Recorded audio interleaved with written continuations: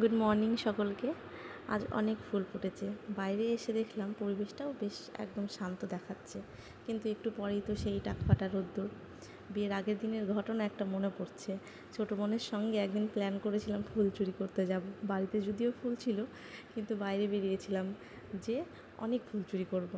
তারপর দুজনে তো কত মজা করেছিলাম। আজকে ফুলগুলো দেখে সেই দিনের কথা মনে পড়ছে।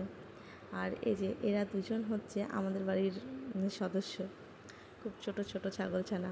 তারপর ঘরের একটু টুকটাক কাজ সেরে ভাবছিলাম কি রান্না করব। ও মাঠ থেকে এসে তো কাজে যাবে, তো আমি এখানে মুড়ি মাখিয়েছিলাম ছোলা সিদ্ধ দিয়ে। আসলে কিছুই কারোই খেতে ভালো লাগছে না। যদিও পান্তা ভাত ছিল, আমি অনেকবার বললাম যে খেয়ে যাও, কিন্তু খেলো না। ও তো বেরিয়ে গেল। তারপর আমি তো স্কুলে যাওয়ার জন্য রেডি হব। তো আমি কি খাবো খাবো করে আমি একটু পান্তা ভাত খেয়ে নিলাম। আসলে অনেকটাই নিয়েছি, ভালো লাগে খেতে। তারপর স্নানে যাব।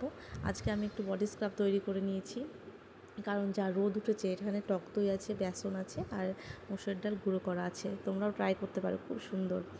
আর তারপর আমি স্কুলের জন্য রেডি হয়ে নিয়েছি। তো আমার ভিডিও যদি ভালো লাগে লাইক কমেন্ট শেয়ার করো, আর একদম সাবস্ক্রাইব করতে কিন্তু ভুলো না। তো আজকে এই পর্যন্তই, টাটা।